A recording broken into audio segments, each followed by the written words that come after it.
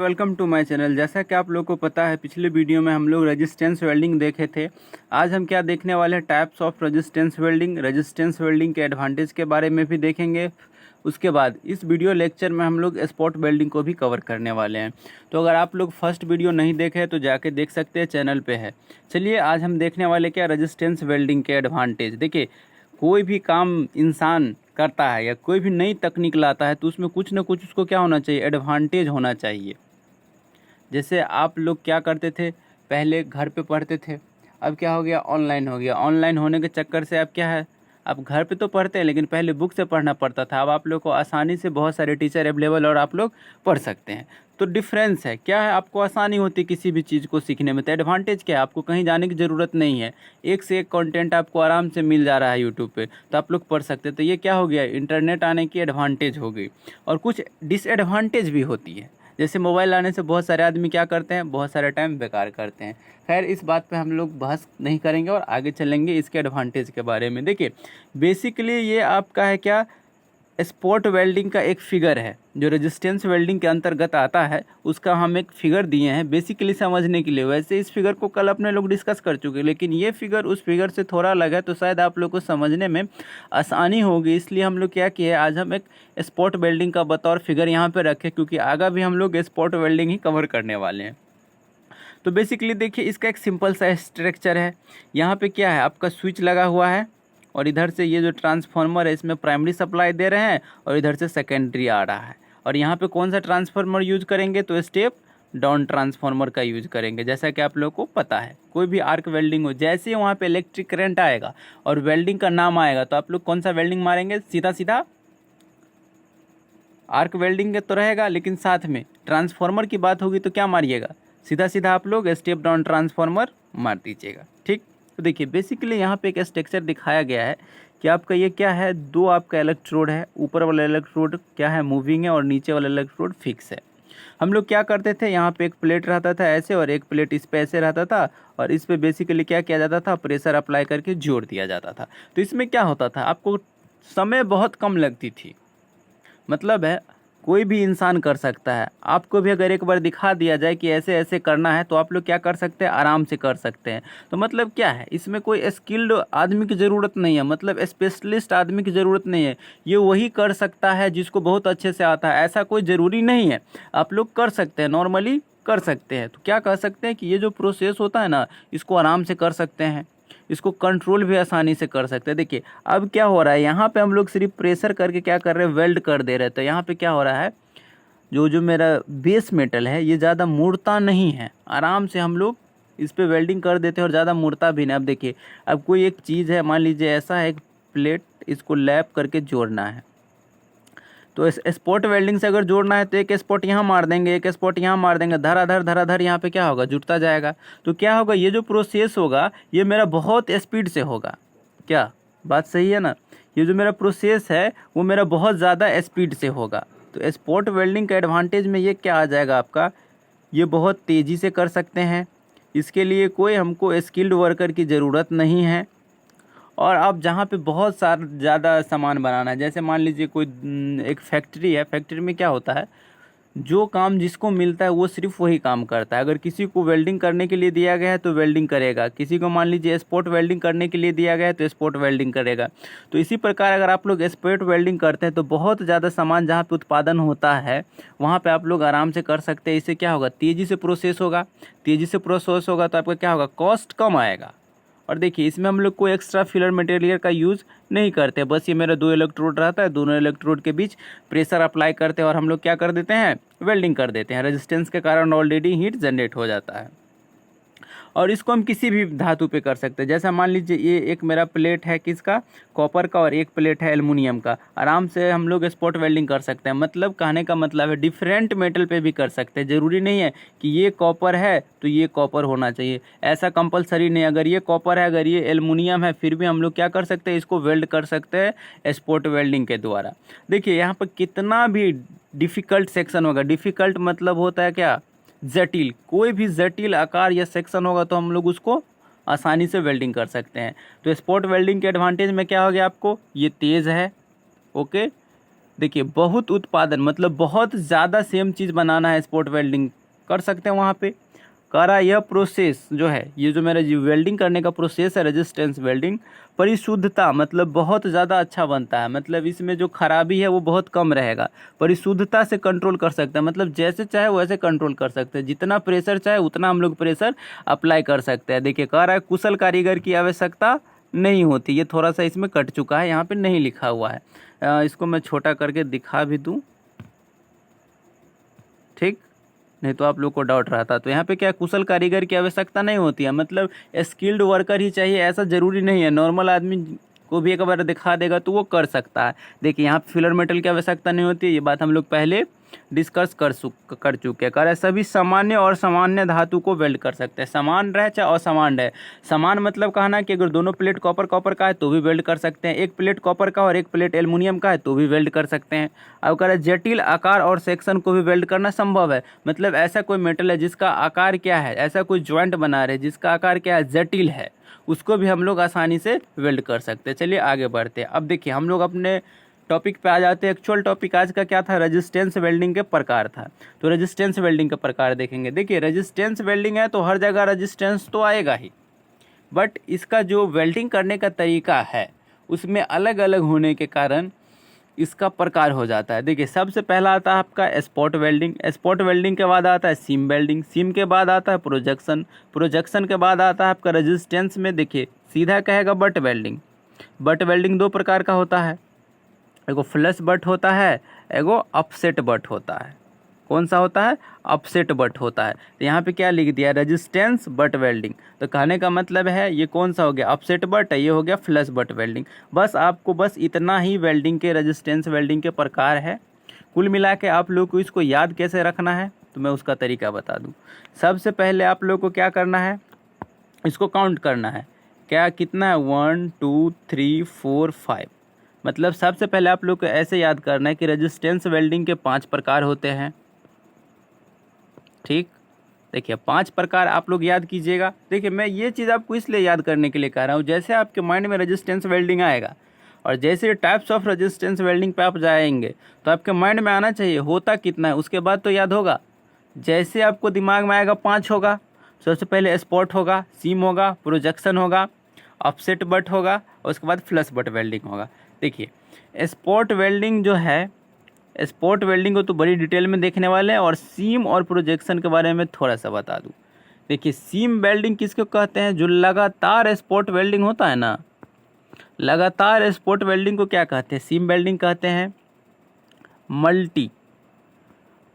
Multi spot welding होता है उसको क्या कहते हैं, प्रोजेक्शन वेल्डिंग कहते हैं। कहने का मतलब है एक से जो ज़्यादा स्पॉट बनेगा एक बार में, मान लीजिए ये कोई प्लेट था, इसको हमको वेल्ड करना था रेजिस्टेंस वेल्डिंग से और स्पॉट वेल्डिंग से करेंगे। मान लीजिए इतना बड़ा ये वर्क पीस है, इस पर हमको 2 जगह स्पॉट वेल्डिंग करना है। मान लीजिए अगर स्पॉट वेल्डिंग हम करेंगे तो इसको क्या होगा, हमको 2 बार मेटल पे वेल्ड करना पड़ेगा। लेकिन यहीं पे अगर हम लोग क्या करेंगे, प्रोजेक्शन वेल्डिंग करेंगे तो एक ही बार में दोनों मेटल, दो जगह इस मेटल पे हम लोग क्या कर सकते हैं, वेल्ड कर सकते हैं। देखिए उसके बाद है बट वेल्डिंग और फ्लश बट वेल्डिंग। तो बट वेल्डिंग और फ्लश बट वेल्डिंग को थोड़ा सा मैं यहाँ पे आप लोग को बताने की कोशिश करता हूँ। तो देखिए यहाँ पे हम लोग किसके तरफ चलते हैं, बट वेल्डिंग के तरफ। और बट वेल्डिंग में हम दोनों देखेंगे। पहला क्या है, अपसेट बट होगा। यहाँ पे अपसेट नहीं लिख के सीधा रेजिस्टेंस बट लिख दिया है, लेकिन यहाँ पे अपसेट बट लिखना चाहिए, अपसेट बट लिखना चाहिए। और दूसरा क्या है, फ्लश बट लिखना चाहिए। तो देखिए अपसेट बट में क्या होता है, ये कोई क्या है, वर्क पीस है और इधर से भी एक वर्क पीस है, ठीक।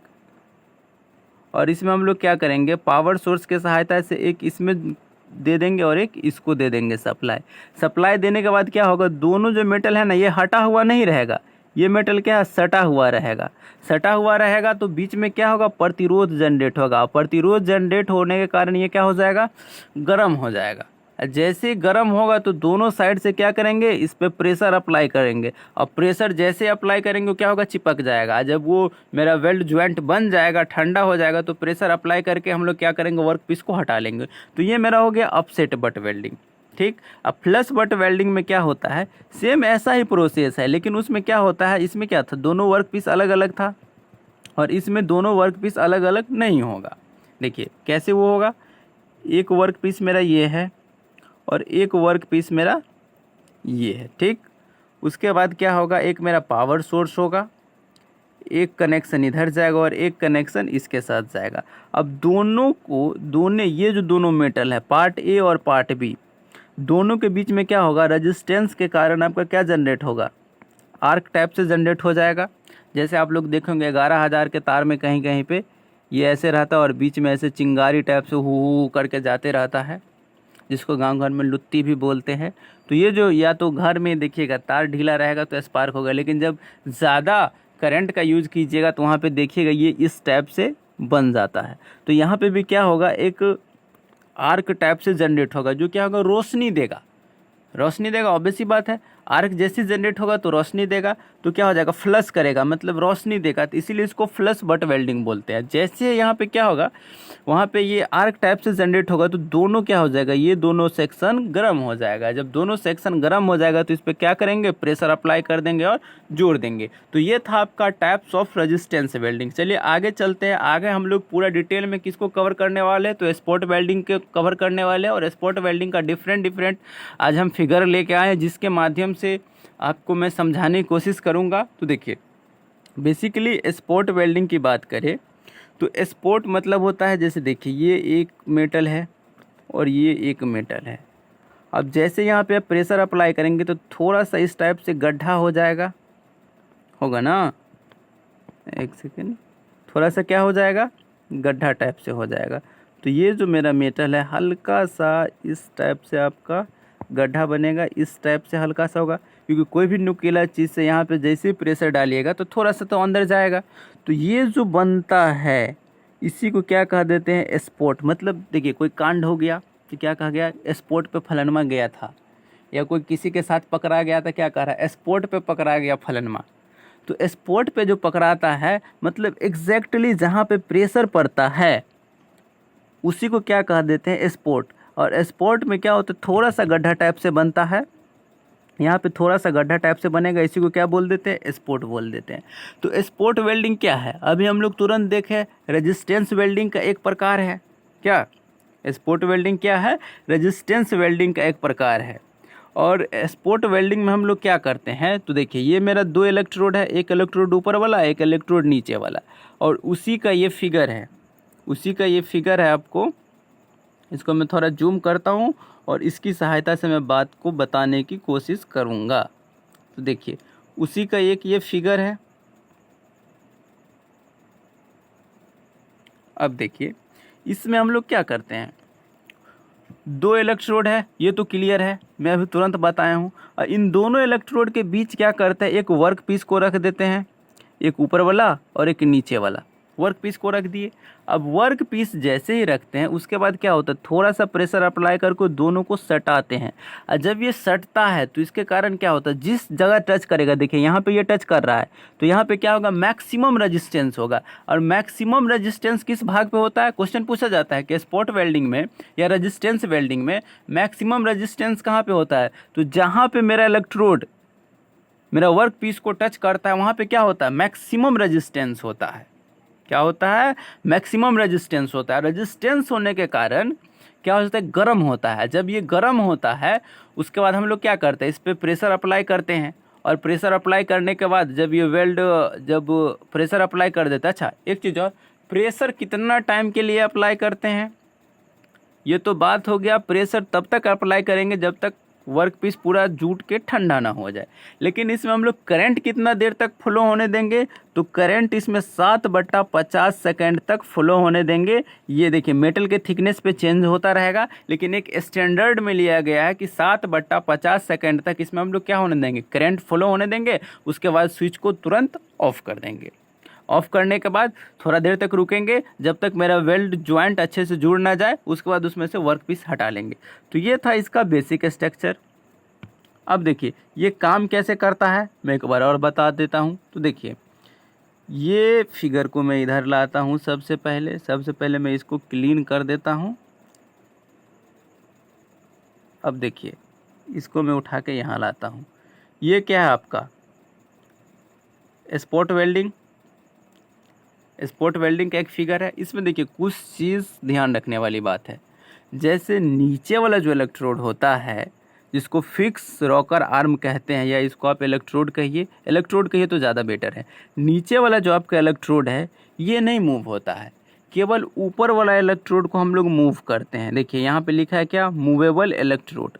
तो ये इलेक्ट्रोड मेरा ऊपर और नीचे होगा, और ये वाला जो भाग होता है, ये वाला देखिए, इसको क्या बोलते हैं, रॉकर आर्म बोलते हैं। क्या बोलते हैं इसको, रॉकर आर्म बोलते हैं। अच्छा, इसमें कौन सा इलेक्ट्रोड यूज करते हैं, तो इसमें कॉपर का इलेक्ट्रोड रहता है। और ये इलेक्ट्रोड कैसा होता है, तो नुकीला होता है। क्योंकि क्वेश्चन बहुत बार पूछ लिया जाता है कि स्पॉट वेल्डिंग में किस धातु का इलेक्ट्रोड यूज करते, तो कॉपर का। और ये इलेक्ट्रोड होता कैसा है, तो नुकीला होता है। बाद बाकी बेसिक आप लोगों को हम लोग अभी तुरंत डिस्कस कर चुके हैं। चलिए एक बार मैं थोड़ा सा यहाँ से भी आप लोगों को क्लियर कर दूँ। तो देखिए इसमें क्या कह रहा है, रेजिस्टेंस वेल्डिंग क्या है, स्पॉट वेल्डिंग का एक प्रकार है या रूप है, जिसमें वर्क पीस में एक स्पॉट पर होता है। देखिए ये जो मेरा वर्क पीस है, एक सेकेंड, ये जो मेरा वर्क पीस है ये क्या है, एक स्पॉट पे है। ये मेरा वर्क पीस एक स्पॉट पे है, मतलब एक निशाने पे है, एक फिक्स जगह पे है। वही कह रहा है मेरा जो वर्क पीस रहता है वो कहाँ रहता है, स्पॉट पे रहता है। अब कह रहा है जब इलेक्ट्रोड में, जब ये दोनों इलेक्ट्रोड में क्या होगा, करंट बहता है, तो इन इलेक्ट्रोड के बीच में स्पॉट बनता है। जैसा आप लोग को बताए थे, अब वेल्ड करते हैं तो थोड़ा सा इस टाइप से एक निशान आ जाता है, उसी को क्या कहते हैं, स्पॉट बनता है। और वेल्ड का लगभग वैसा ही क्षेत्र होता है जैसा कि इलेक्ट्रोड के टिप या विभिन्न साइज के टिप का छोटा। देखिए साइज कह रहा है, तो जितना ऑब्वियस सी बात है, जितना ये मेरा इलेक्ट्रोड टच करेगा उतना ही दूर गर्म होगा, और उतना ही दूर मैक्सिमम गर्म होगा। और जितना दूर इलेक्ट्रोड टच करेगा प्रेशर भी उतना ही दूर अप्लाई होगा। तो ऑब्वियस सी बात है, स्पॉट का जो साइज है उतना ही दूर का होगा जितना दूर मेरा इलेक्ट्रोड का टिप टच करेगा। देखिए अब ये जो साइज है ये छोटा भी हो सकता है, बड़ा भी हो सकता है। अब वो कैसे हो सकता है, देखिए अगर ये जो मेरा इलेक्ट्रोड है, अगर इलेक्ट्रोड का टिप ज़्यादा चौड़ा है, मान लीजिए ये इस टाइप से है, तो ये क्या हो जाएगा, बड़ा हो जाएगा क्षेत्र। अगर ये ऐसा इलेक्ट्रोड यूज़ कर रहा है तो ये कम क्षेत्र होगा। ये क्या क्षेत्र घटेगा बढ़ेगा, और इलेक्ट्रोड के साइज पे भी डिपेंड करेगा। आगे कह रहा है वेल्ड किए जाने वाले दो पीसों को रॉड के आकार की दो इलेक्ट्रोड, ये जो मेरा इलेक्ट्रोड है वो कैसा है, रॉड की आकार की है, बीच रहता है। ऑब्वियस सी बात है, ये दोनों वही बात इसमें लिखा हुआ है जो हम आपको आम भाषा में समझाए हैं। और आपस में प्रेस किया जाता है, मतलब दबा देते हैं। और इलेक्ट्रोड द्वारा लगाया गया प्रेशर इतना अधिक होता है कि वेल्ड करने वाले पॉइंट पर दो पीस के संपर्क में लाया जाता है, और इसके बाद ही करंट स्विच ऑन किया जाता है। इसको हम लोग अभी एक सेकेंड में इसको साफ कर देता हूँ। पहले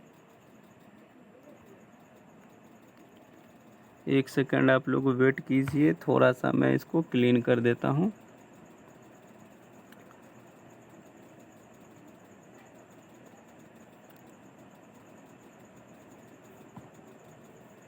देखिए ये मेरा स्पॉट वेल्डिंग है, इस पे प्रेशर व्रेशर अप्लाई कर देंगे। और अभी जस्ट हम पहले बताएं कि प्रेशर अप्लाई करते हैं, और इसमें इलेक्ट्रिक करंट 7/50 सेकेंड तक फ्लो होने देते हैं। उसके बाद स्विच को ऑफ कर देते हैं। ठीक, तो स्विच ऑफ कर देते हैं, उसके बाद थोड़ा देर तक प्रेशर लगा के रखते हैं। ऐसा बात नहीं तुरंत प्रेशर हटा लेंगे, प्रेशर जब तक मेरा वेल्ड पूरा नहीं हो जाएगा तब तक लगा के रखेंगे। आप लोग के स्पॉट वेल्डिंग में चलिए आगे देखते हैं। हम इसका एक सेपरेट फिगर लेके आए, कब क्या कैसे होता है, इसमें सारा चीज़ डिटेल में दिया गया है। देखिए ये जो आप लोग फिगर देख रहे हैं इसमें एक एक चीज़ डिटेल में है। जैसे यहाँ पे देखिए, सबसे पहले हम लोग क्या करते हैं, तो वर्क पीस को इलेक्ट्रोड के बीच में रखते हैं। उसके बाद इलेक्ट्रिक करंट फ्लो करते हैं। उसके बाद इसको गर्म होने देते हैं, और गर्म होने के बाद क्या करते हैं, जितना चाहिए उतना प्रेशर अप्लाई करने के बाद स्विच ऑफ कर देते हैं। और कुछ देर बाद क्या करते हैं, यहाँ से इलेक्ट्रोड का प्रेशर हटा देते हैं और वर्क पीस निकाल लेते हैं। ये ऐसा होता है आपका कौन सी वेल्डिंग, तो स्पॉट वेल्डिंग। ये स्पॉट वेल्डिंग की पूरी कहानी है, एक्चुअल में फिगर के माध्यम से आपको मैं दिखाया हूँ। ये देखिए पहले तो दोनों वर्क पीस को रखेंगे और सटाएंगे नॉर्मली। उसके बाद इसमें करंट देंगे। उसके बाद करंट देने के बाद कुछ देर रुकेंगे ताकि वर्क पीस मेरा क्या हो जाए, गर्म हो जाए। और उसके बाद जब ये गर्म हो जाएगा और प्रेशर तो लगा देंगे, और उसके बाद जब ये जुड़ जाएगा तो यहाँ से हम लोग स्विच ऑफ करने के बाद कुछ देर बाद रुकेंगे और यहाँ से हम लोग वर्कपीस हटा लेंगे। वही कारण इसके आंतरिक फेस जहाँ पर प्लेट संपर्क में आती है इलेक्ट्रिक रेजिस्टेंस सबसे अधिक होती है। हम कहे थे जहाँ पे ये टच करेगा मेरा क्या इलेक्ट्रोड वर्क पीस में, वहाँ पे रेजिस्टेंस सबसे अधिक होगी। और क्या वोल्टेज रहेगा, तो वोल्टेज कम रहेगा और करंट अधिक रहेगा। अब देखिए जब वोल्टेज कम है और करंट ज़्यादा है तो इसमें जब हम सटाएंगे तो जैसा मेरे पास धारा है वैसा इस प्लेट से बहेगा, ऑब्वियस सी बात है। और तब इसके अंदर में जो उत्पन्न प्रतिरोध होता है ना, तो H बराबर आपका फॉर्मूला होता है I स्क्वायर RT, और I क्या है इलेक्ट्रिक करंट है, R रेजिस्टेंस है और T आपका क्या है टाइम है। यही चीज़ इसमें लिखा गया है। तो thank you for watching this my video अच्छा लगा हो तो चैनल को सब्सक्राइब कीजिएगा और वीडियो को लाइक कीजिएगा। आगे हम लोग क्या पढ़ने वाले हैं, तो इसमें सिर्फ एक ही कवर हुआ है स्पॉट वेल्डिंग। स्पॉट वेल्डिंग के बाद सीम वेल्डिंग पढ़ने वाले, प्रोजेक्शन वेल्डिंग पढ़ने वाले, अपसेट बट वेल्डिंग पढ़ने वाले और फ्लश बट वेल्डिंग पढ़ने वाले। चलिए मिलते हैं कल नेक्स्ट वीडियो में।